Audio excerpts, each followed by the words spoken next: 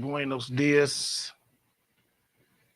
Good morning and good morning. Hope all is well. Hope everybody had a great evening. That you are ready to get this party started. Good morning, Sizzline.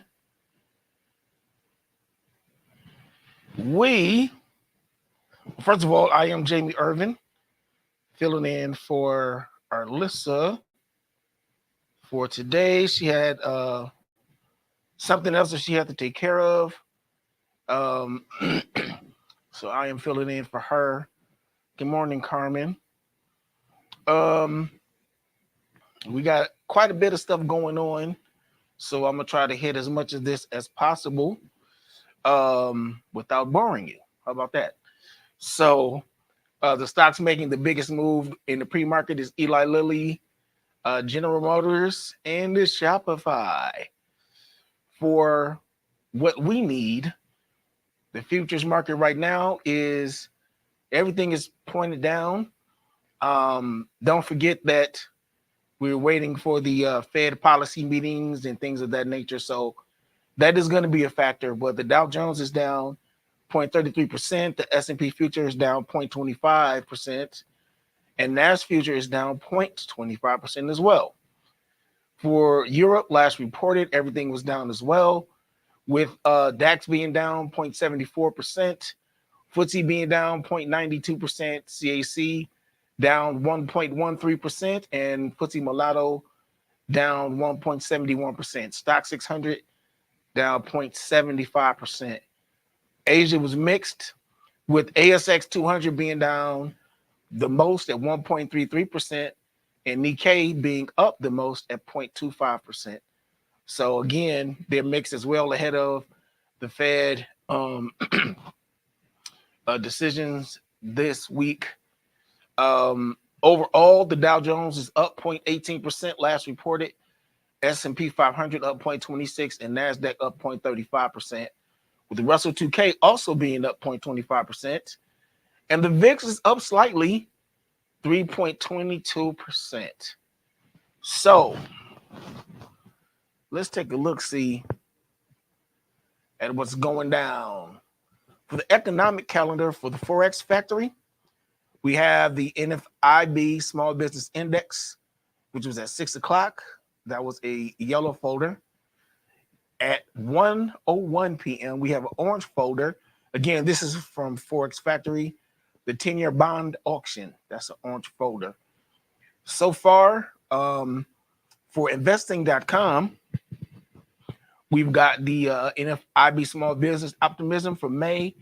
The forecast was 89.8%. And then the actual report was 90.5. This is green, which signals good for the economy. So that was at 6 o'clock. That was 1 star. The OPEC monthly report is a 2-star event. That's at 7 o'clock. And then we got the Red Book year over year coming up, which is 1 star. The 52-week bill auction is going to be at 11:30, and that's 1 star. At noon, the EIA short-term energy outlook is 2 stars. All right, so that's something to be aware of for those of us who have a tendency to, let's say trade around at noon time. And then 1 o'clock, 3-star event, the 10-year note auction. 3-star event, 1 o'clock. Then at 4:30, 2-star event, API weekly crude oil stock. So that's what we have going on for that. Okay, so that's enough for us to have to pay attention, if you want to phrase it that way, throughout the day. Obviously, this is not what we would normally consider. I don't want to use the phrase earth-shattering, but that's the only phrase that I can think of. It's not the earth-shattering stuff that we may be accustomed to, but it's still some stuff to keep in mind and pay attention to, right? So we also have our Mancini numbers. And so we're going to take this from the top. So yesterday I posted 53.36, 53.66 will be the range in SPX, and said any above 53.66 would be bonus. We held 53.36, rallied to 53.66, and dipped. Everything in this range, total noise until the CPI FOMC tomorrow. The plan today is 53.43, which is tested. 53.35 is weak support. If it keeps, 53.35 keeps, 53.57 and 53.64 and higher is live. If 53.35 fails, sell. So what we're going to do here is mosey on over to the SPX chart and add these numbers in. So what I'll do is, this is using my Mancini number right here. So we'll just do 53.36. And we'll just make some adjustments to what we have seen recently. So I'm going to cancel some of these drawings out. And this was a gap right here. If some of y'all might recall this June 4th gap. So I'm keeping that there. I'll just knock out some of these other lines. These are lines from my 15-minute chart. And I would highly suggest that if you don't have a way of organizing what you see on the chart, figure out something that will work for you, so that when you look at a chart at a glance, you'll know what you're seeing. Other people don't need to even know what it is, but as long as you know what you're seeing, that's what's important. So I know that those lines are from my 15-minute chart just based on the color of them. So that's why I'm only deleting certain lines. And I'm going to open this up. Again, this is the 15-minute chart that we're looking at here. This is the Mancini number. And so this is the number that I'll be watching throughout the day to see what happens here. Now, of course, we can always add in, if you so choose, we can always go 53.57. We can always add that in there as well, because that's one of the first numbers that we may hit going up. So, whoops, we'll do 53.57, right? And then we'll just put that as target 1. So now we already know by calling it linchpin, that just simply means if it goes below that, we're going to be selling. So this is what it looks like on a 15-minute chart.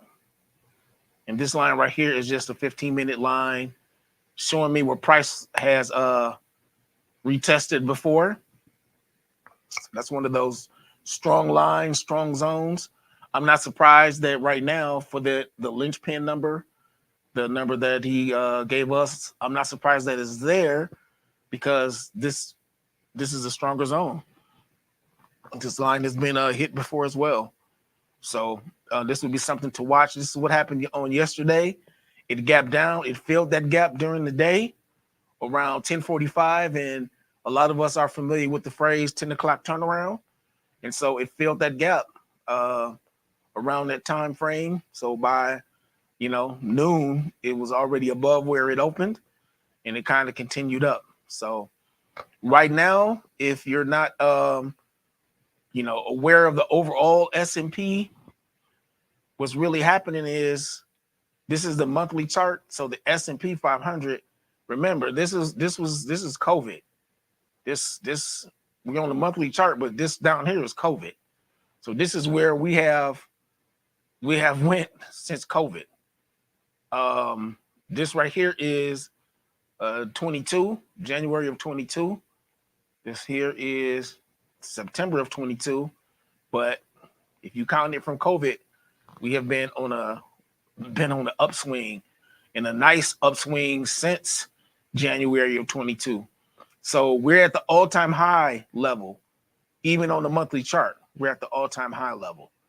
And so we're, we may see, until the market decides what it wants to do, we might see a little bit more basing, trending, whatever you want to call it. We might be at this 5,300, 5,360. We might be in this area for a minute. Who knows? Because we have spent a little bit of time there. And quite frankly, I don't see a bunch of sellers stepping in to push this down yet. So until I see some, and I'm just judging it by the monthly chart, I don't see sellers stepping in yet. So until they, step in and make some noise, this is on the weekly. Same deal. This was a turnaround point before, and it retested on that line on this 52.55, started moving up. So I don't know, obviously I don't know what people are in, but it's basing right now. I don't know what people are trading or what have you, but this time frame right here on the daily, we got some sellers stepping in there 2 days ago, but this will be what I would consider to be fun to watch, just to see what happens for this upcoming week, to see if we finally break through there or if it starts turning around and dropping, which we know it can do either. Once it starts pushing up against this, so that is what that is all about. We shall see how this goes down. If you have any tickers that you would like looked at, please drop them in the chat box. Once again, good morning, Sizzling, Carmen, Marsha Dawson. Thank you very much. I appreciate that. Lady T, Janae, good morning to all of you. Royal Diadem, good morning. And Ward Wilson, good morning. Appreciate it. Before I continue, let me just take this time to say real quick, I don't even know what the word is.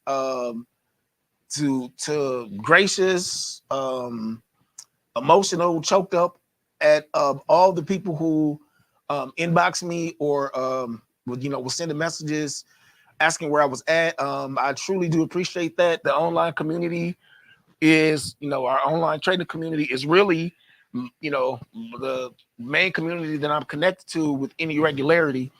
So for anybody to even send a message and try to check out and look out for me, I mean, I truly appreciate that. There's words cannot express that. I am truly grateful for that. It just so happens that I was in dire straits at the time. My power was out, so I didn't have any way to be able to connect and send up a bat signal or a red flag or a flare or what have you. So, that's essentially, I'm back online, so we got it taken care of, but the power was out for quite some time. So we're back on track, in other words. But I am very eternally grateful that for everybody who was looking out for a brother. All right. So this is SPX. We'll be watching this once we get into our day. Obviously, we're early, but I want to make sure we hit all of our main quick hits that we normally take a look at. So once again, this is the Mancini number right here. I'm going to add this in to show the price on the right, in case anybody wants to come back and take a look at this number. So we're going to show this on the right. All right. Now, of course, depending on where it opens, 5360 is where it closed. We all know it could, jump up, come back down, what have you. But at least we do know that this is a resistance area right here. So this is the most recent area where price turned around. I usually just, in these situations, I just try to get where the majority of the price is turned around at. That's where I kind of put that line, just so I'm at least getting the majority of those. So this is about 5370. So I'll be interested in seeing how that plays out going in that direction.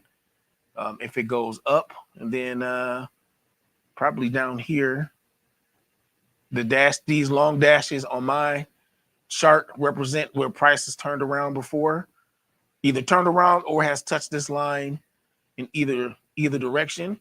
So I'll be watching this to see. This is something I probably would even put an alert on just to see, when and if it hits these on its way to wherever it is going. So, yeah, that's happening. So we'll see how that plays out. I want to make sure we get to our. I went looking for the earnings, but I have to pull up the correct one because our earnings season is always a mixed bag. But one thing I will say, whenever you get a chance, please make sure you check out. I'm looking for the most recent earnings list that I normally pull up and I don't see it. Get a chance to always be aware of the fact that there are multiple earnings happening, not just the ones that we are looking at. So we got this big long list and that we typically look at, but the earnings whispers that produce their list, that's it. That's a subsection of the overall list. So just be aware that for some of the market movement, some of the things that could be happening could be bigger than what we're seeing just based on that. So that's something to be aware of. So in other words, so like yesterday after close, Yext, Skillsoft, and Calivo were reporting. But if you look at this list on finance.yahoo.com, their earnings calendar, it's a whole bunch of them. So just, be aware of that. There's always something else trading as well. Before market open today, Academy, NPAA, and Lilium. And then after close today is Oracle, KC's, PetMeds, Rubric, Vistagen, and Mama's Creations. Sounds like some food. So that's after close today. AlphaMed before open tomorrow, Vera Bradley. After close tomorrow is Broadcom, Dave & Buster's, Torrid, and Oxford. For those of you that are into the tech sector like I am, after close today is Oracle, and Broadcom is part of the semiconductor space as well.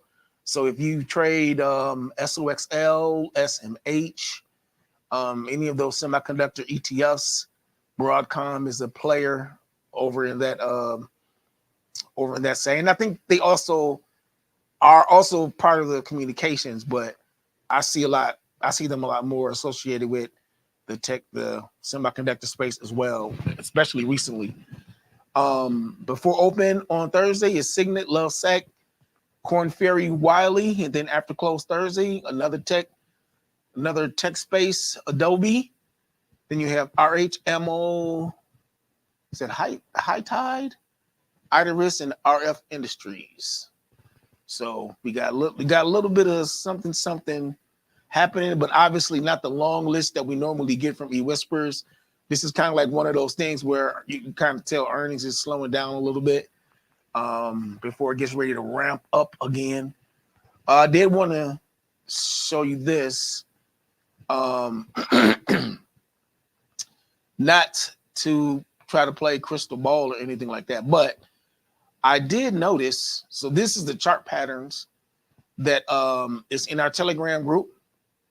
And if you do a hashtag chart pattern, you'll be able to find this right here. And this is essentially a way to gauge. Obviously, we don't know what's going to happen with price, but a way to look at continuation and reversal patterns. So you may have heard of like the descending triangle, ascending triangle, head and shoulders, inverted head and shoulders. One is continuation, one is going to be reversal. A lot of times we'll see a bearish flag, bullish flag. Those are the main ones that I seem to see. And then the double top, triple top, double bottom, triple bottom. Those are just the main ones. But again, this graphic is in our Telegram group. And I noticed that, and again, this is just on the 15-minute chart. But I was like, well, this looks like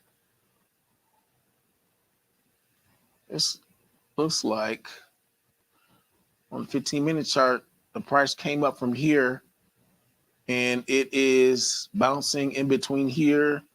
If we went with, let's say 1, 2, 3 touches, doesn't that look something like this one in here? Ain't that what that looks like to you? I don't know. Looks like it would be coming here, bounce, bounce, bounce, like it's bouncing around. Again, this is just on the 15-minute chart, but we drew that. This will be the neckline right here. So this is in that 53.36 area. Even if we just looked at this as being the neckline, and obviously these lines are not perfect lines, but that's what I'll be watching to see what would happen. Somebody might even say that this would be a head and shoulders pattern too, because right here in the center could be the head, and then this could be one shoulder, this could be the other shoulder. I don't know, but that's why I'm interested in seeing how this plays out. And this is just on the 15-minute chart. Obviously, you know, it looks totally different once you start getting into the daily and the 4-hour, but that's how I have been trying to use the chart patterns to kind of get an idea of what the possible direction could be. But on the 15-minute chart, that was the one that I saw that kind of stood out and got my attention. So good morning, Deborah, Nori, Lady T. Thank you, Lisa. Good morning. Karen C. Good morning. Appreciate you. Real Diadem, appreciate the compliment. You guys are awesome. Let's do in VDA. One thing I definitely want to do, I will do NVIDIA. Let me but we being, I would say, E2T, we just happen to do a lot of stuff in the tech sector, which works just fine for me because that's my background anyway. So I was looking at, I don't do enough charting for like Triple Q or NASDAQ or anything like that. So I just happened to look at the chart for it and you know, notice this chart pattern. So these blue lines are monthly, right? So right now, again, I just always just mark the line where it did a turnaround. Did a turnaround here on the monthly. The yellow lines are weekly. So we switch to the weekly. There is the same deal, right? Just pull this out and I just marked where it turned around on the weekly. And I noticed that it really has a nice amount of buyers right here on the weekly. This was so this is the last week of May right here. And there was also a buyer's gap right there. But this line came down here, pushed its way up. I'm sorry. I'm on the daily chart right now, but this line right here, this yellow line is the weekly line right there. So it's in a channel going up, heading up on the weekly. So these dotted lines is a channel.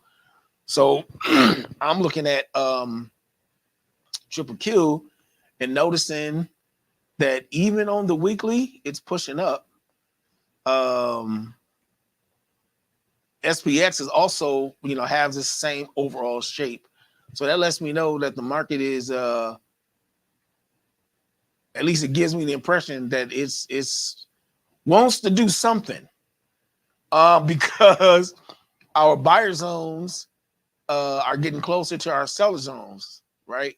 So whenever we start seeing that, there needs to be some type of something that's going to happen when they get close together like that. So that's something to look out for. But on Triple Q, it was more so noticeable for me because we are looking at our we look at a lot of tech stocks, and Triple Q is the ETF for those tech stocks. So keep an eye out for what may and or may not happen. We may not, you know, have nothing go down, but I don't know.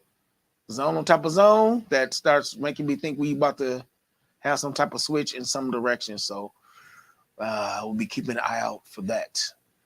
All right, so NVIDIA is part of that crew, and so that's why I wanted to look at Triple Q first.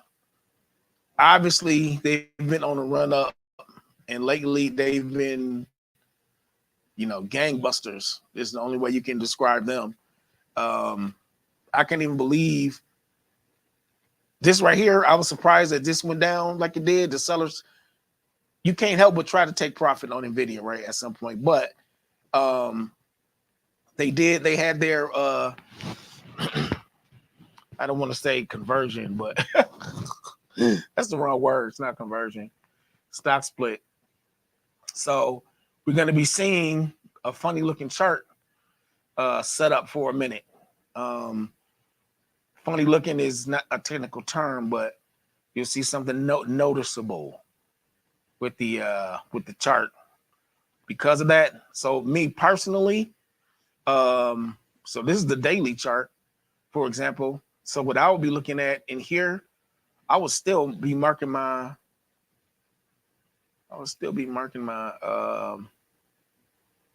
anywhere I see a gap. I usually mark the gaps first on most charts now. I started doing that. It has really helped when I put stuff together in terms of trying to find where my zones are.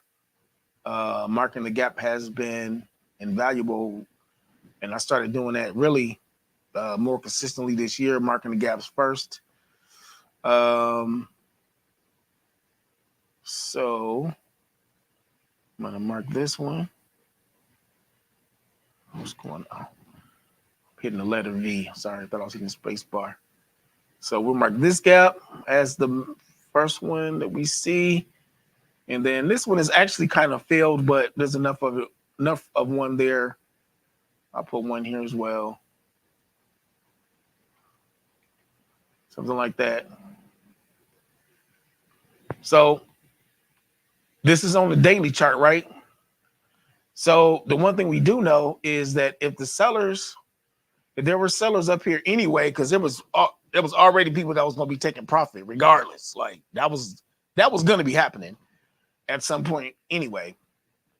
So let's go into, so our 4-hour chart ain't going to, all these charts are not going to look like anything we might want to trade for right now, right? Because it has to go through its process of, the only phrase that I'll use is rebalancing. But I like to check on the 4-hour and the 1 hour just to see if there's anything that I will be looking at. In this case, I personally wouldn't be messing around with NVIDIA quite yet, just to see, just to wait to see how the chart shakes out. But if I was going to do something, I would be paying more attention, probably down here under support, just because there's more of a buffer. So I'll be looking at the support areas in this case. If my feet were being held to the fire, for lack of better phrasing, because remember this, I forgot what the stock split was, but was it 10-1 or something like that? But it was a split. They making it easier for some of everybody to be able to get in on the action.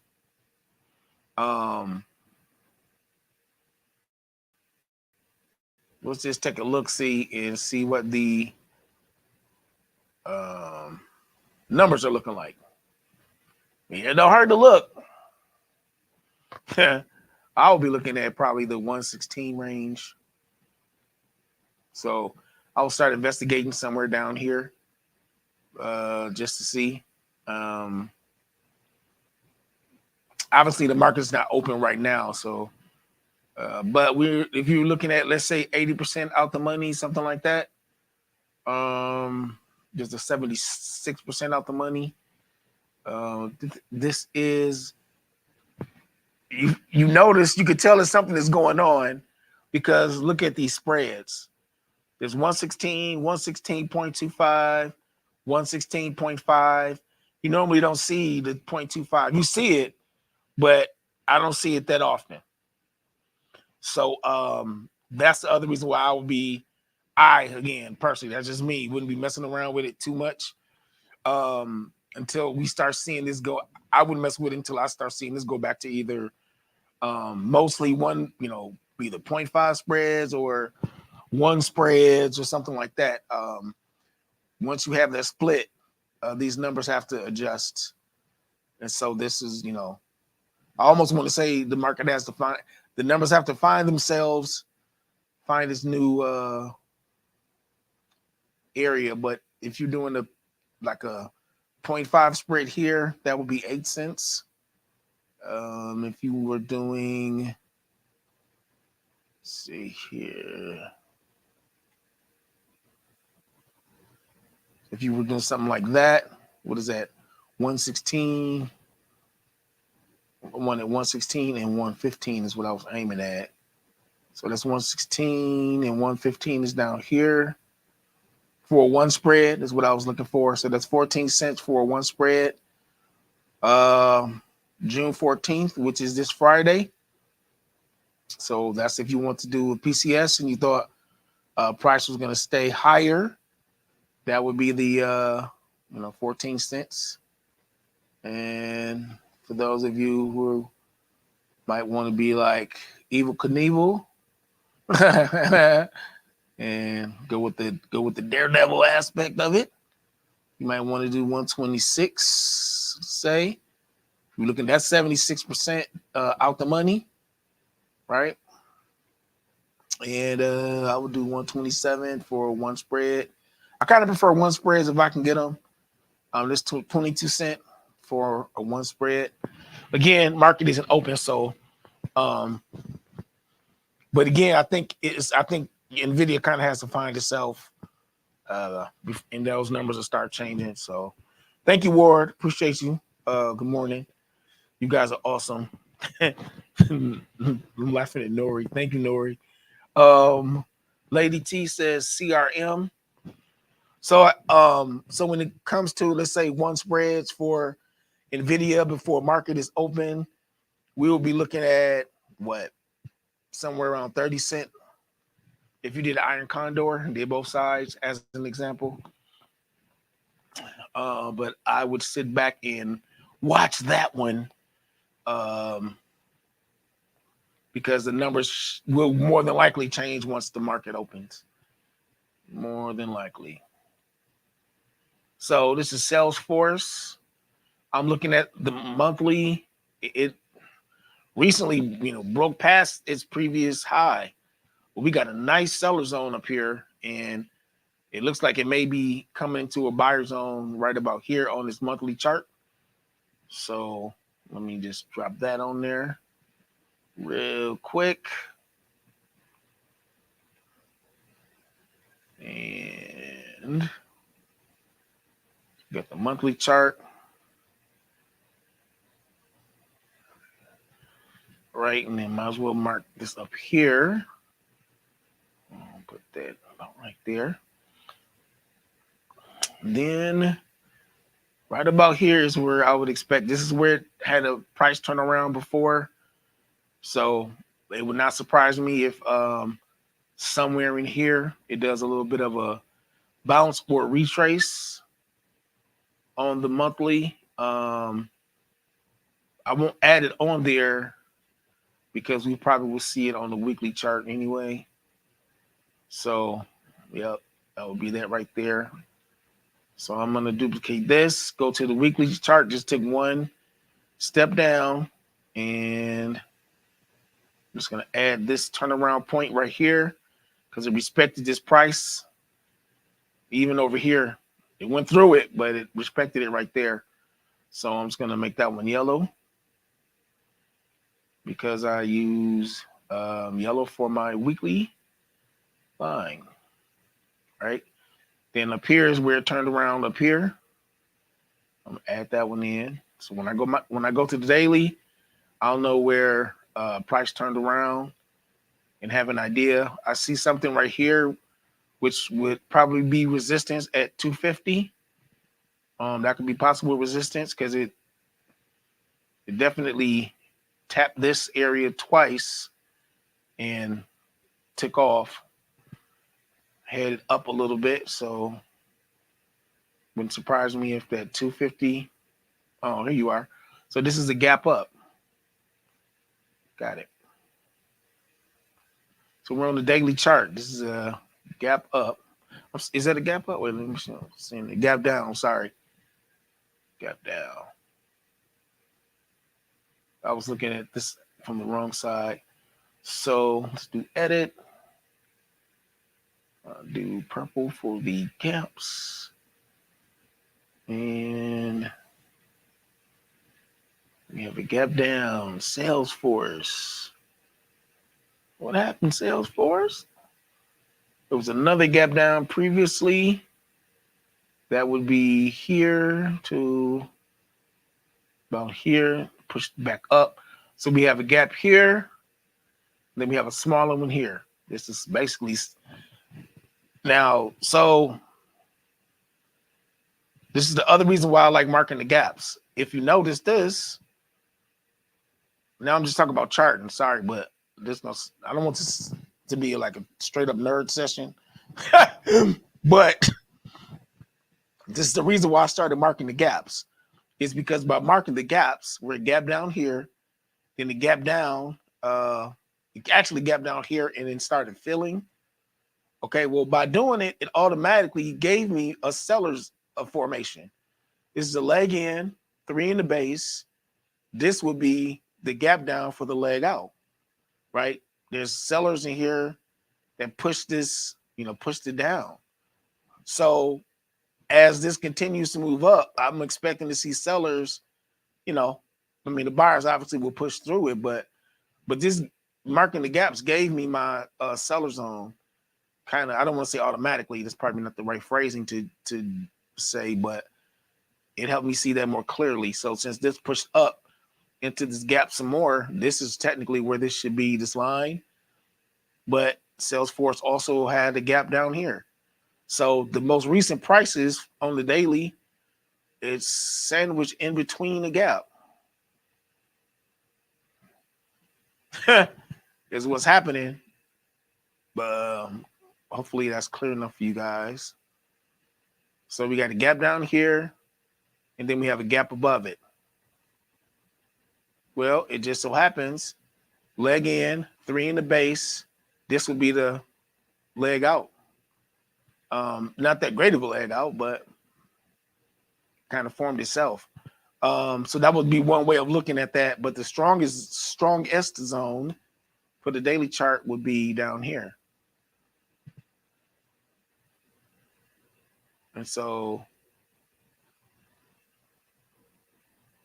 this is where I would be looking for my entry in terms of my credit spreads. I'll be starting my investigation at about 211.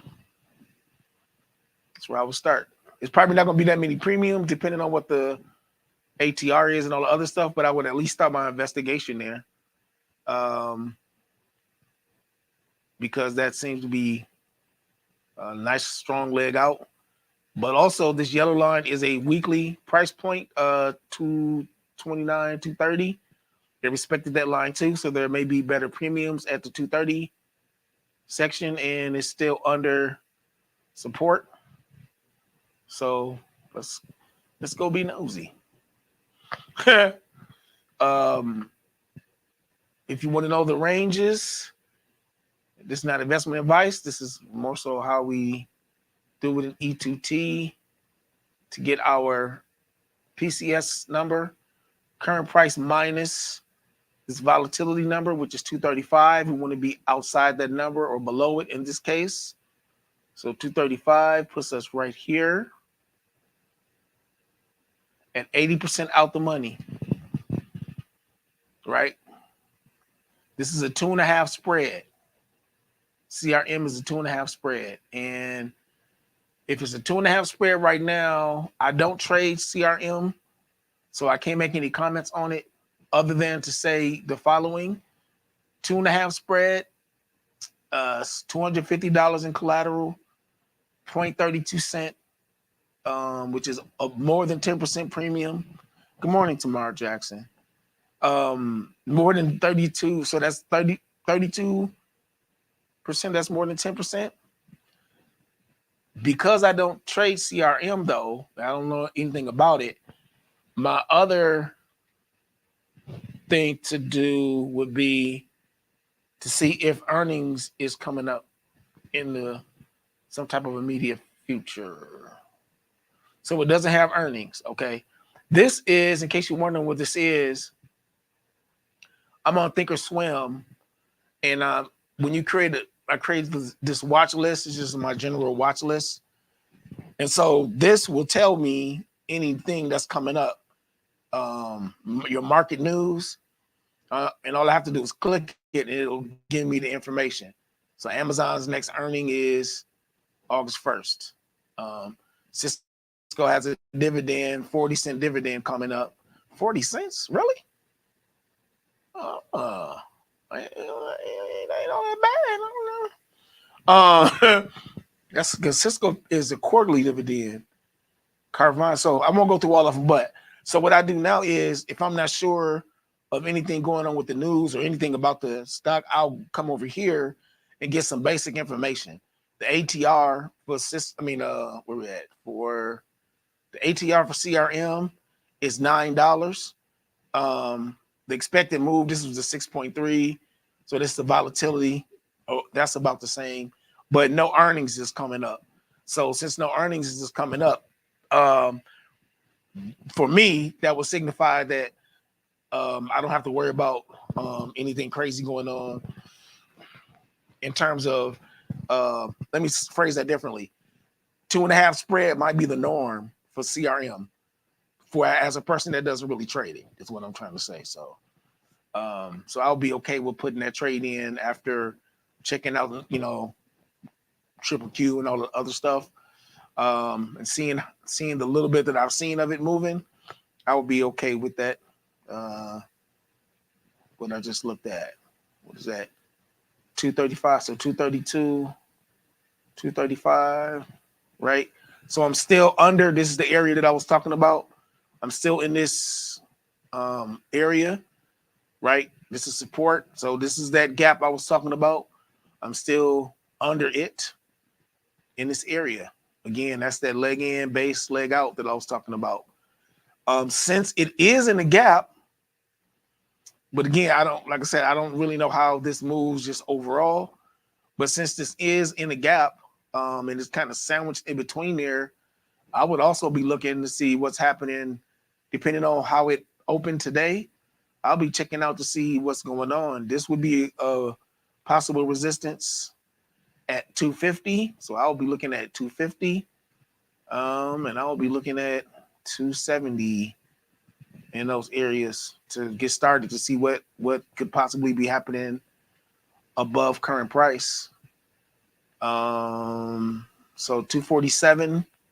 So I see two. So as of right now, 85% out the money for. So that's 25% return on collateral. This is a 2.5 spread.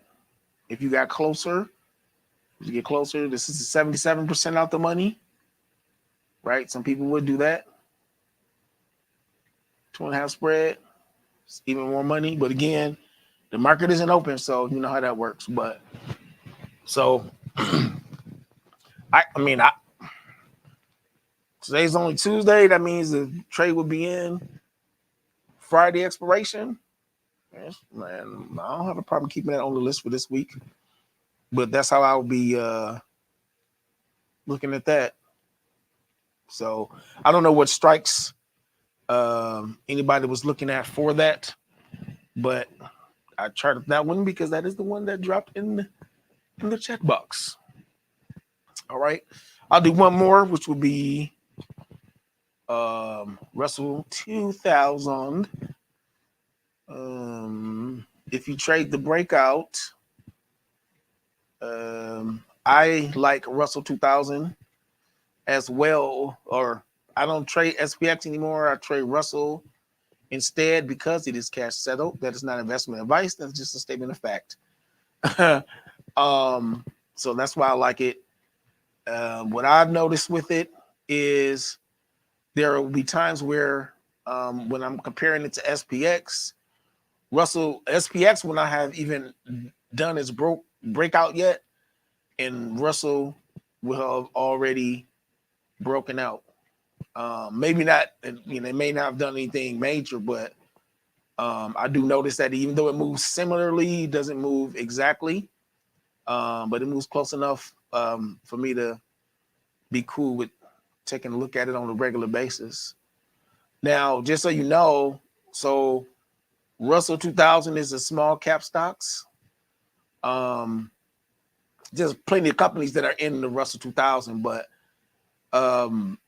there are some brokers who don't have a Russell ticker. Okay. And so if that's the case, IWM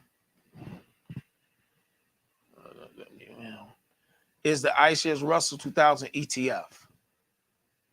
Those two, you'll see the exact same thing, right? So if you don't see Russell, if you were interested in Russell, now obviously there's a whole lot of parameters that are totally different in terms of the way Russell moves and, all of the other stuff. Obviously, this is, 2031, just the index, index and all the other stuff. But in terms of the overall chart, it'll be the same chart. And E2T, we still do have a strategy. That was the SPY triple Q IWM strategy. And so we were using that anyway, even then. Cash settled, Nori, just means that when the trade settles, it doesn't settle with cash. I mean, it doesn't settle with shares. It settles in cash. And so you're not getting assigned any shares at the end of the transaction. So, you'll be losing cash if it didn't go your way, but you don't have any shares being added in. That's if you're doing cash settle stock. And does that make sense? Make sure that makes sense before that's what cash settled is. So SPX is cash settled. There's OEX. There's RUT. There's like a list of cash settled stocks, or I don't know if stocks is the right word. Cash settled indexes is probably more accurate to say. I thought I used to have a watch list of them here. Yeah. So there's DJX, NDX, OEX, Russell, SPX, VIX, and XSP. A lot of people in our community trade XSP on a regular basis as well. So XPX, SXP, both based on the S&P 500. NDX would be NASDAQ. I don't mess with all of these, and this is the VIX that we normally look at anyway. I don't mess with all of that stuff. I'm more so messing with RUT, and I may, and that's a strong may, gravitate a little bit more towards XSP, just because XSP is cash settled and it is still, it is still connected to the S&P 500. I had a bad experience, enough bad experiences with SPX. Now I'm like, I don't know if I'm going to mess with your little sister like that. You know what I'm saying? Is that kind of like, I don't know if I want to mess with anybody in that family, You understand what I'm saying? Like, that's some bad dealings with a family member, and you look a lot like the one I don't like. So do I really want to be bothered with you? That's where my feeling is at with that. So this is the Russell Weekly chart. We were just talking about formations, right? And here's another one. This is on the weekly now. The other one we were looking at was on the 15-minute, but this is that north to south pole, and you got this bouncing here in this range, and north to south pole bouncing here in this range. This could be a double top, triple top. If we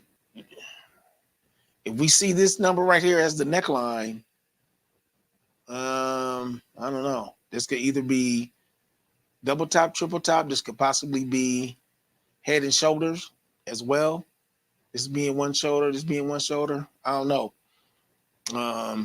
I'll be more so watching to see what happens right here in this 1932. But this is retracing. This is doing a pullback currently. On the weekly, I can leave these lines here technically because it hasn't really done. It would be the same. The monthly lines would be stronger anyway. But what I will do, though, is since this is doing what's looking like a pullback, I'll just do a trend line on it just to show what it's doing right now. And it kind of guide what I do and the way I'm seeing it. Right? So just do it that way, duplicate this, pull this up. I think that should be okay right there. So this is the channel that I'm looking at because it is on its way down. The last candle was a good day. And yep, so we'll see what daily is looking like. So this is Russell 2000 on the daily chart. There's a gap down right here on the daily chart. So I was just talking about marking the gap, right? And already, if we mark this gap here, I'm gonna blow this up for you, sorry. If we mark this gap right here,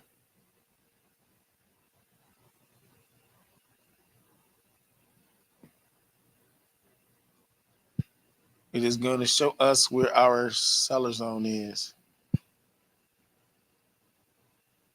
Right? So when this closed, it closed here, gap down, pushed up into that gap. So what I'm marking right now is just the gap. But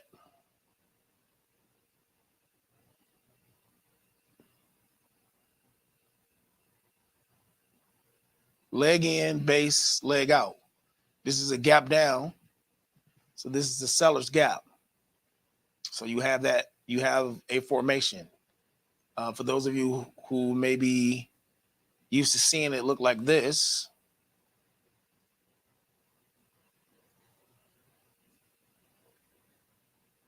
leg in, base, leg out.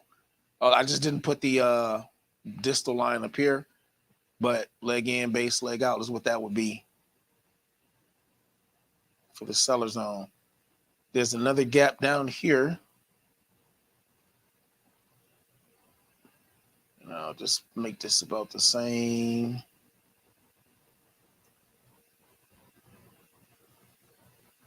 So now I do not like this particular formation because this middle candle, what we would call as the basing candle, this middle candle had this activity that makes it way longer than our normal middle candle would be. So I wouldn't be down with this formation. But what I would be okay with in this situation though is charting the one next to it. Leg in, base, leg out, because then that would make these three over here. This would just be a revisit. It would just be one revisit. So I'm gonna show you what that looks like in this case. So even if I take off this gap, I'll just use the same line. So in this case, if I was to do it like this,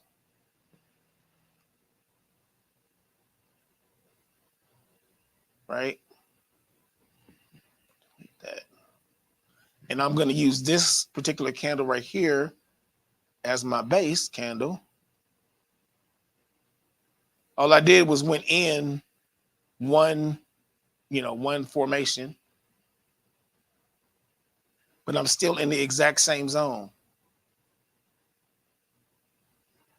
Hopefully that makes sense. And the reason why I did that was because This middle candle just is not a candle that would be a standard formation.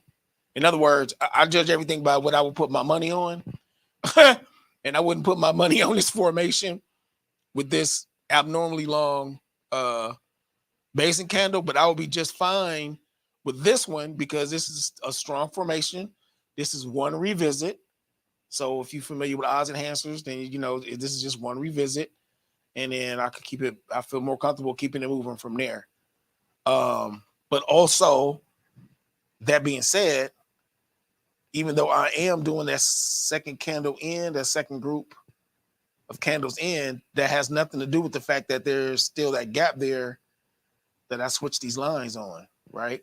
So this gap is still here regardless. So I can keep that where it was. And we still have a gap that's sitting there. So there'll be something to keep an eye on, right? Hopefully y'all not snoring at this point. Sorry for nerding out on you. I try not to do that. But we got the daily. So this is a seller zone. Once again, I would use this as the buyer zone, and I'll put a arrow on it. Arrow. There's an arrow. That's not what I meant to do. Delete one of these. Activate this guy. And we'll just make this like green arrow. Which is actually a good show. I need a different color, sorry. Do something like that, something brighter. All right, that'll work. Activate. So I'm using this arrow just to say that this is the formation that I'm aiming at. All right, so since there's this gap here, and there's a gap right here, I'll be interested. This is all on the daily. We got a channel, right? It's in this channel for the weekly. So I'll be interested to see how this ends up going for us for the rest of the week. 4 hour. It's the 4 hour. All right. Here's your seller zone right here for the 4 hour. Leg in, base, leg out. So you're looking at 2058, which means that this is the same gap that we just put in there. So you got a little bit of a resistance right here. Okay, because I know some people like to do the call credit spreads when price is getting closer. Again, since everything seems to be moving towards the buyer zones and seller zones are getting closer, I feel like there's gonna be some type of pop happening pretty soon. Feels more like a squeeze, but I don't know in what direction. But yeah, the next, at least for the daily, in theory, this would be your buyer zone. This isn't fully formed and all that other stuff yet anyway, but we definitely have some sellers sitting right here. And then we have a seller, because this is the seller's gap. And then we have a seller's formation up here. So those are the things that I'll be paying the most attention to in this situation. Going by the theory of what we just did a second ago, when we put together, and I was like, we're going to use this second, this arrow is pointing to that same formation on the daily chart that we just looked at. So even on the 4 hour chart, I will still be using this formation, which still makes this technically this might be considered 2 revisits because this middle candle didn't touch that line. So someone could argue it touched this line, didn't touch it, touched it again, and they might want to see that as 2 different revisits. I wouldn't argue with them on that, because if they were judging it by the 4 hour chart and using odds enhancers, that would be factual. But I would still prefer this formation of the 2 because of this funny looking situation happening right here. But this is the formation that we were looking at before, and I still consider that a one that I like over that other one. All right. So with the way this is coming down, this is the south to north pole. This is the run up right here. Right. And then now it's heading down. Right. So if I'm looking at chart patterns for the 4 hour, north to south pole looks like it's heading down. Isn't that what that looks like? So even if you count the pole from back here, but I know we just go right here. If you need to see that more clearly, I'll do it like this. Say something like this. I'll turn this white just to show you what I'm referring to.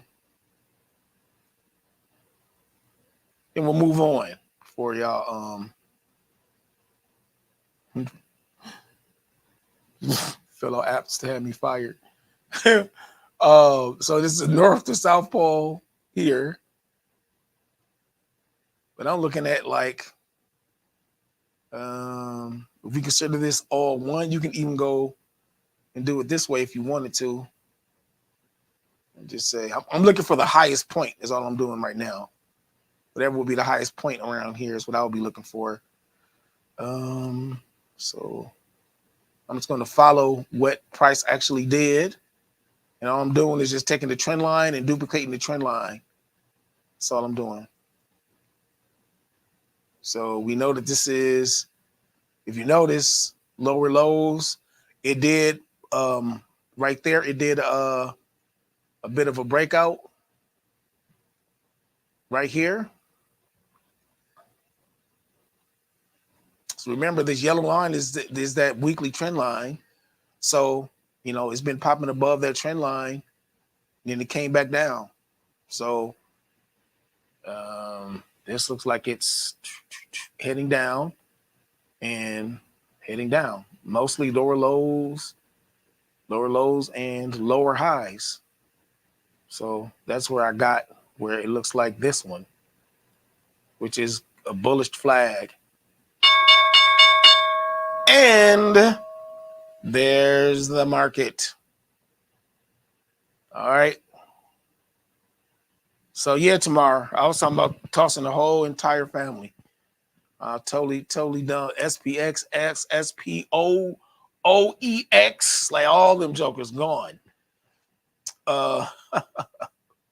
So this is Russell 2000 that we're looking at on the 15-minute chart. I will, of course, switch to the S&P. But on the daily is what I was talking about. So this was the bullish flag, or what looked to be a bullish flag formation on the daily. And that's what I was talking about for right here. Has the same look. So this may or may not be a bullish flag, but I just noticed the look of it and the shape of it is what it reminded me of. So I'm going to take these lines off, and we'll look at S&P 500. And because if Russell dropped at open, it is more than likely that the S&P probably dropped at open as well. Right, so this is 15 minutes. And I was saying earlier that I prefer the breakout strategy for Russell. That's what I do now instead of SPX, but I do look at both still. So what I'm going to do here is I want 15-minute Russell. I'm just going to mark this zone as the next zone that this could come down and hit. And then probably, I guess there's a couple spots above it that you can look at. And I'm looking at this on the 15-minute chart. Obviously, you can do the 30-minute or what have you, but just want to see like what are some areas turned around here.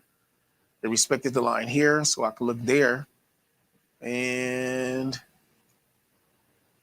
So I'm just looking at the support and resistance lines just to see where price could go if it's falling or if it goes up. And how far back do we go? All right. So we got some more stuff over here. I'm just going to drop these on here. So that will be one.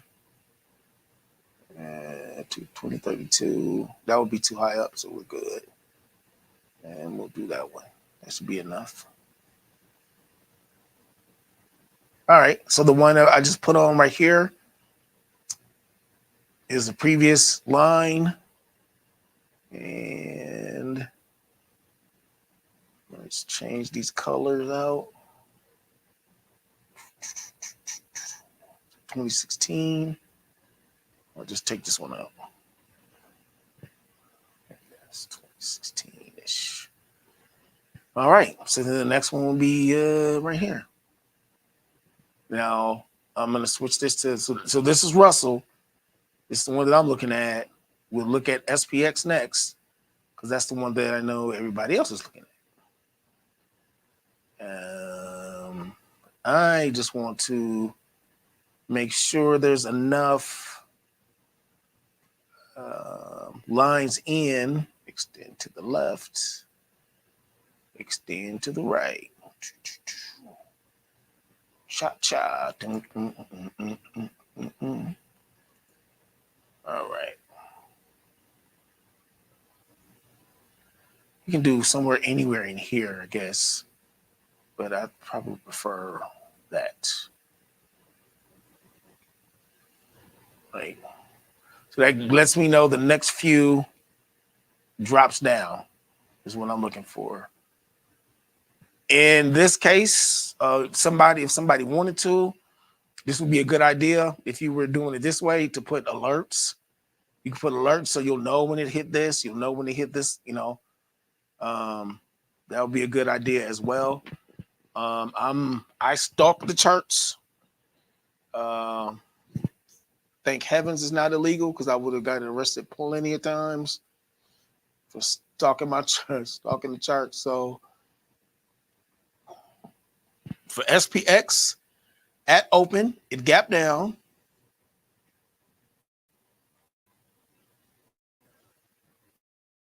Which is what we saw happen for Russell 2000. And this is where it is at. I am on the 15-minute chart. Remember, this target right here is Mancini's first target. He was saying if it heads up, that this would be the first target. There was another one above it. But for right now, we have the gap, his target. And then this is just a swing point on the 15-minute chart, which just went right through this previous low. Well, that was here, right? And then it went right down to the next parity line or support line, depending on how you want to look at it. So 53.36 is where if it goes below here, you might be looking at where it can start selling and heading down. That is what, according to our Mancini, because I know some of us are just joining. That just dawned on me. So today is Tuesday, June 11th. Normally our list is on. So for those of you who are just joining, I just happen to look at the numbers. We went over our earnings, of course. So you can always rewind and take a look at that. But at open right now, we got the Dow Jones down 0.70%, S&P down 0.35%, NASDAQ down 0.7%. The VIX is up. That's 0.07% for NASDAQ. The VIX is up 3.22%. The Russell 2K is up 0.25%. And Dow drops 200 points as the Fed policy meeting kicks off. Y'all know that. All right, I don't want to get up on my soapbox, but it does kind of irritate me though that there's always like nobody knows what's gonna happen, so they start selling first, and then it starts turning around and going up because everybody is happy it's not as bad as they thought it was gonna be. That seems to be the way these situations work out. But what we covered earlier was just 15-minute, trying to figure out if this was a head and shoulders formation, this being one shoulder, this being the other shoulder, this being the head. This is a head and shoulder formation. Whoops, not that one. This one. It's the head and shoulder formation, right? This is a pole, south to north. Then you got a area that's set, and it goes above it, comes down. It doesn't go as high on the second one. It goes about where the first level was before. This is these lines that you're seeing right now, these red lines here. This is the equivalent of what I'm usually calling parity lines, where it was support and resistance in the past or something like that. So in this case, this was resistance, came down, it broke that resistance here. When it came down, it broke it again, but it couldn't do it that next time. And so this ends up being, one of the, this ends up being your resistance. This ends up being your neckline. And so if it's going to drop down, and if this is a reversal, it'll be a breakout, it'll head down. Obviously, my crystal ball never seems to work. I didn't even pick it up from Radio Shack last time. Crystal ball it don't do its job. So this may or may not be, may not be a head and shoulders, but so it wouldn't surprise me if this does go below here and keep dropping. All right, but so far as for our breakout, we don't have the minutes yet, so we're going to look at Meta, because that was another request that we had. We did look at some other tickers for those of you who may be interested. I'm going to clear this chart. Clear drawing set. We did look at CRM earlier, and we looked at NVIDIA earlier. So please do rewind and go and check those out as well. If you, we also did Triple Q and got some insight on that.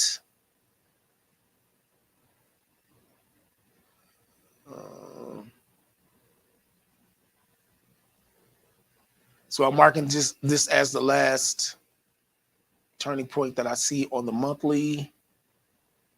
And this is, to me, what's happening here. There's a couple ways you can do this. I know people do all of this differently, but I wouldn't have a problem with putting two lines here, because I mean, if you're marking it and you're just looking at it just as a zone, I mean, you could probably go up there. I like to get at least more than one wick, this high up. Pretty sure there's a formation up there this high up. But I also am acknowledging, this line has been respected. I mean, it's gone through this line multiple times. And this is what we know as a seller zone formation on the monthly chart. So I would not have a problem putting both of these lines here in this situation, because if I was charting this as a traditional seller zone, it would be looking like this anyway, right? Leg in, base, leg out. It would be looking like that anyway. But in my case, on the monthly chart, I know that this is in the seller zone. And I was just looking at this from the places where I could mark the lines for swing, where it is, spun around and went in a different direction. So we could do both of these, or just this one, just up here. Either way, the important thing is knowing the range and the zone that we're in. Obviously, we're heading up. In this case, I'll just do a channel. I'm calling it a channel. I'm pretty sure there's just a trend line heading up. I'm seeing this trend line first just because I noticed where the gap was. We've been talking about gaps on this particular stream for today. Been seeing them. I started marking my gaps on a regular basis. Actually, I meant to be on this calendar, this chart. I started marking the gaps a lot more. Bringing clarity for because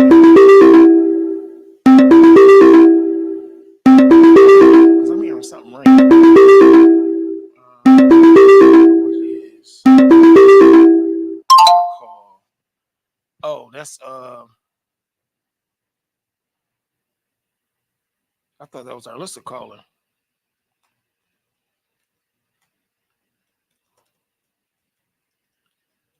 All right.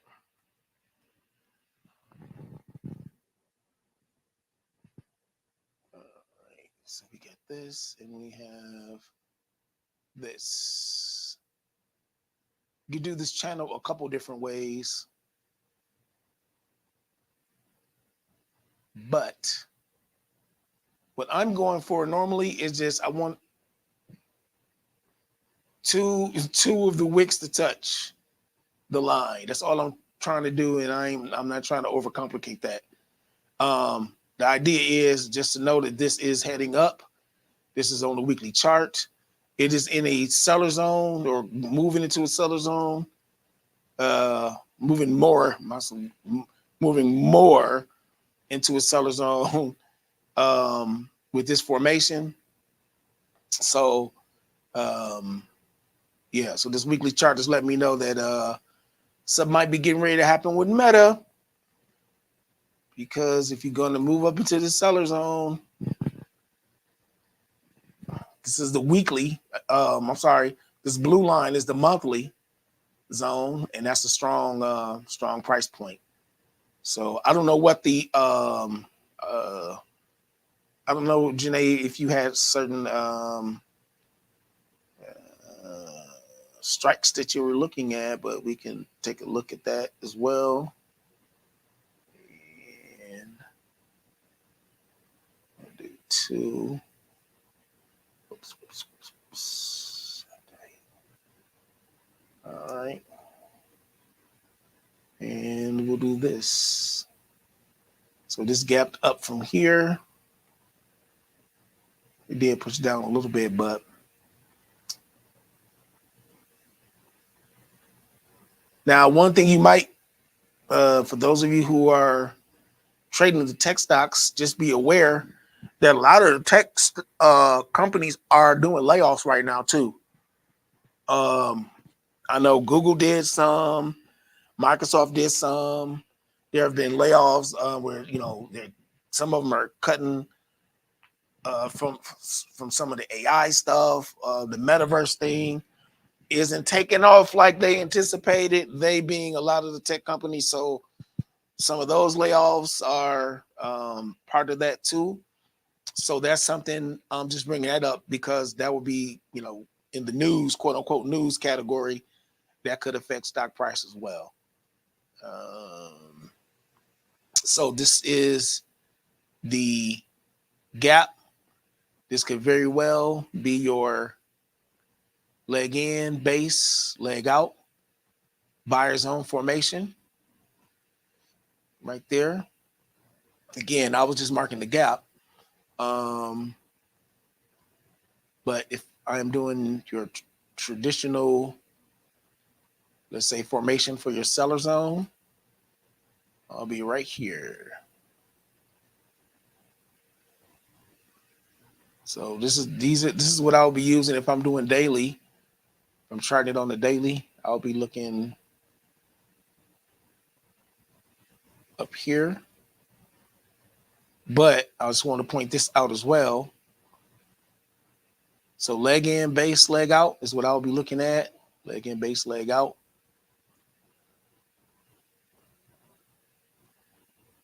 Put the same thing down here. Leg in, base, leg out, right? But I would also acknowledge this one little thing, and that is because this middle candle wick is so high up, this price has not completely filled in this seller zone, though. That may not mean anything, right? That may not be any type of deal breaker, but that's why I'm putting it in gray, because it may not be that big of a deal. Some people may not even acknowledge it because of how much it's filled, but I look at it like this is a turnaround right here. There's sellers there to smack that back down. So I at least want to acknowledge that that zone isn't completely filled. It hasn't completely filled all the way. And so on my charts, I usually will mark it with mark lines that are gray. If it's grayish, that means something could be happening, or something could be of note in that situation.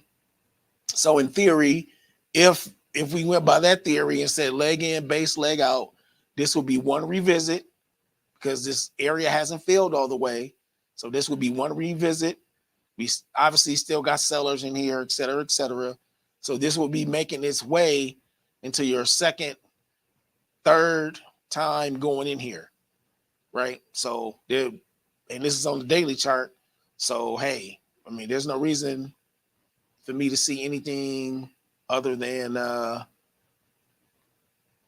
this. We got a seller zone chunk happening right here. So it may be trying to fill this again and work its way on up.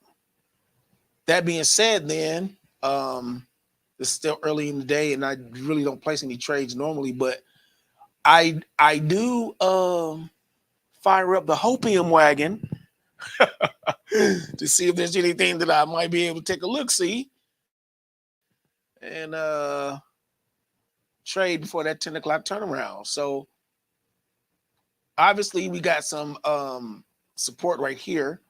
So I haven't looked at Meta in a minute, so I don't know how it moves, but I would definitely start investigating in this 477, in this 472, 477 area if I'm going with a put credit spread, and then 512 area for call. Let me see. So the ATR implied volatility is 13. So we said 14. So we said 500 minus 14 put us in this area. So I see 79% out the money. And this is a 2.5 spread. So it's almost 80% out the money. Again, this is very early in the time cycle, but for a 2.5 spread, it's 44 cents. That's well over 10% for the money. And then this would be 514-ish. So if you went outside of 515, and we will be looking at 44 cents. So for Iron Condor, $250 of collateral, that wouldn't be a bad start. Now, of course, we got things happening throughout the day today. So, we got to keep that in mind, and then whatever's going on in terms of FOMC or anything like that. But in terms of just the raw numbers, how much money is available, safety in your lines, and those basic things, it's all right. Meta ain't no slouch. Let me say it that way. Nori, Radio Shack that was my spot. She said, Lady T said, crystal ball throw out with the family. There you go. You're right. You're absolutely right. Absolutely. I ain't even trying to donate it. I donate a lot to Goodwill, but I would not be donating a broken ESP crystal ball to anybody. So this is SPX. And we are on the 15-minute chart. So this was the gap, if you recall. right? Now I'm going to do it this way. Make this line. This is the breakout. And I'm going to exaggerate this line so you can see what it is. So this is the breakout. These super thin lines are the where prices turned around. I'll just remove this line because it's already going through it. And I'll do the same here because I already gone through that. It may be a factor if it comes back up. So what has happened in this 15-minute breakout so far is it has gone out the bottom, coming down. And remember, 5336 is what Mancini was saying was one of the numbers that if it ends up being under here, it could continue to sell lower, right? So that's where we are right now. So there must be some other supports here, which is there's one right here. This one. All right. And I could actually make this one as well. So what is the thing to look, what I will be looking at as of right now? If you're trading the breakout, some people would be already in taking a look at this. Some of us wait. And the reason why me personally, I'll be waiting is because I have seen where this comes down and whatever's happening throughout the day for that morning, it hits the 10 o'clock turnaround. It could come up and, come through there. That being said, how people trade the breakout is a little bit different. So I have to give credence to that. Some people would be closer to the money.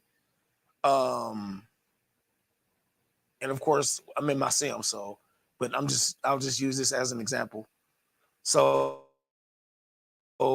since price is going down, we'll be doing called credit spread. It's not investment advice. I'm just showing you what I have learned in terms of the strategy that we have discussed. And this should be 50 of these. All right. So if I was looking to trade the breakout, I'll be up here. I'll be looking for something where my bid ask is under $1. Bid ask, so it'll be, this bid is $1.30 minus 85 cents, for example, or 190 and 30, that's 60. I'm above price.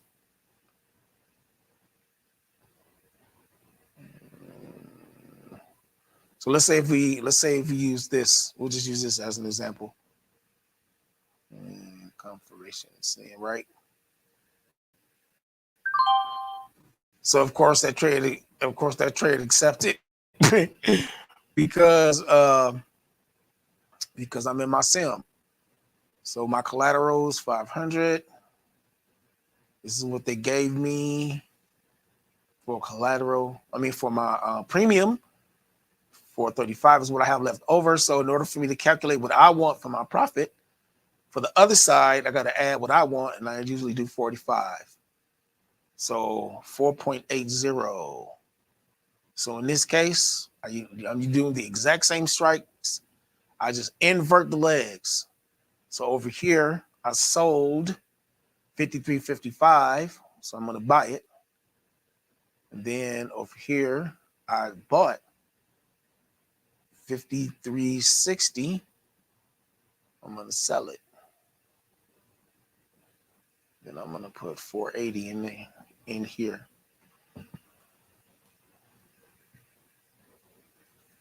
And actually, I want to get to cancel, but that's fine.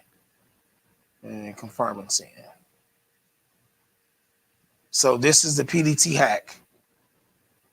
So I'm trading the breakout. The breakout is the fact that it has broken out of this 15-minute bar. The next bar has been a breakout. The PDT hack is putting in the order on the one side, then inverting it on the other side, and locking it. So once this order over here accepts, I don't got to do anything else. I just let the trade close as it's going to close. So hopefully it'll go, accept at 480. I'll have my $45 profit. The only thing to keep in mind, if you ever do that, is once you're in the trade, you leave it alone. One side is going to going to be the side that'll be in. You'll see that it'll say that it's in the money, and it's supposed to be like that. One trade is going to be bad, one is going to be good. When it all washes out, you'll get what the difference is, which is the $45. As long as both sides, as long as both sides lock. And that's why it's smart to try to choose a spot up here where even if it doesn't lock, you'll still make a profit. But again, I'm just doing this for our purposes on here. I'm usually waiting until about 10-15-ish to really start investigating. But the steps, the mechanics to go through it, it's the same regardless of the time frame. I will still be looking at under $1 for the bid ask spread. I will be doing that regardless. So in this case, this is what happened here. So in this case, of course, it over exaggerates this number, 680. But this trade is now locked. So if you notice, one trade is in the, it'll say in the money. ITM is in the money. Right. So what we got here is a call and a put on both sides, which is both sides is the same strike. Right. I got in on this side first because the price was going down, inverted the legs, got in, added what I wanted in terms of my profit. Right. But what actually happened is if this would have been a regular trade, I actually would have came out with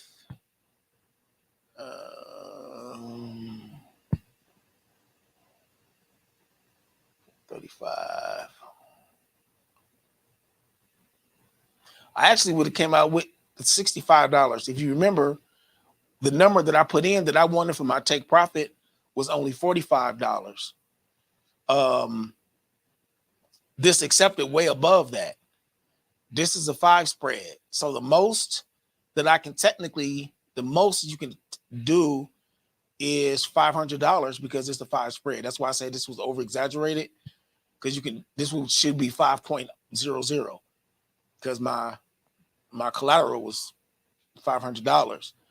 So since this is well over $500, that means it closed at 500. So I actually got more money on that trade once it settles. Instead of 45, I end up with 65. And it will do that sometime, even in the live. It should be a 5 spread. This should be 5.00. You'll see, but anything over 5.00 on this type of trade, you got to ignore that. That's not more money. The max on the 5 spread is $500. So, but in this case, what I will be doing is this will end up being a 0 DTE. I just let this expire at the end of the day, and once it's cash settled, I end up getting my money. And there's some people who trade this as their main strategy. They just do this, and they're done. The good news is, since both sides accept it, even if price comes, up for the most part, even if price, no matter what price does, since both sides are in, I'm still going to be good. The thing is, and I get caught up in watching the numbers and then thinking, oh, I should close one side. No, you got to let it expire once both of them are in like that. But that's the PDT hack. We got plenty of information. We got learned that from X Options. If you're interested in that, because I can assure you my explanation, how I walked through there, did it 0% of justice. So let me go and get the link for you in case you are interested in that. Actually, we'll do it this way. Because she does a great job of explaining it.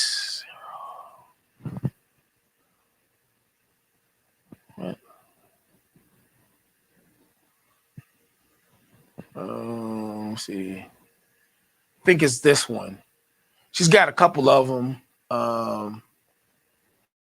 But I want to say this might be the one right here. She might have changed her thumbnails, but I'm gonna put this in the say copy. Yeah. It's one of these. It's this one. It is this one. It's this one.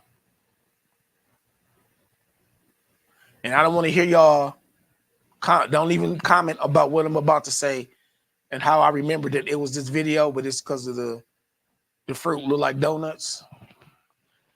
I don't want to hear no smart comments, but that's how I remembered it was that video. I thought those was donuts at first.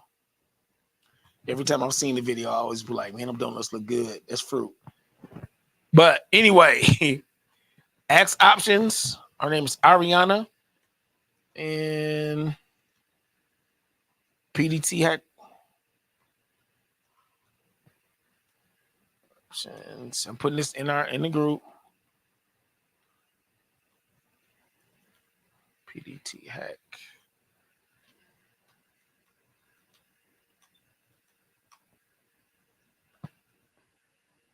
We call it a PDT hack.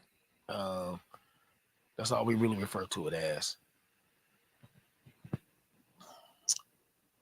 I don't know if y'all can see that as a link. I don't know if it shows up on your end as a link, but that is where we got that from. All right, let's take a look. See at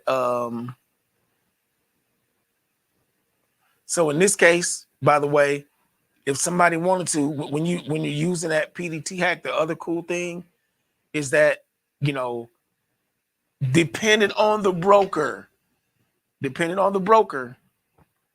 what I did in this situation is I got into this side of the trade, right? So that locks up $500 because this is the 5 spread. But then on this side, when the trade went in and when we flipped it around, that is essentially what we would know, let's say, an iron condor, right? Well, it accepted on this side. Well, that means that my $500 is freed up. I can go trade something else, or, you know, sit and watch this and trade something again. The thing is, if you were going to do anything, you want to do the exact same strikes, the exact same way if you were going to be trading it again at those same strikes. Because as soon as you overlay those strikes, then now you causing yourself a headache that you don't want. So a lot of people, what they'll do is they'll just do, you know, multiple contracts if they're sure about their entries and things like that, and keep it moving from that. But the point is, it frees up your collateral.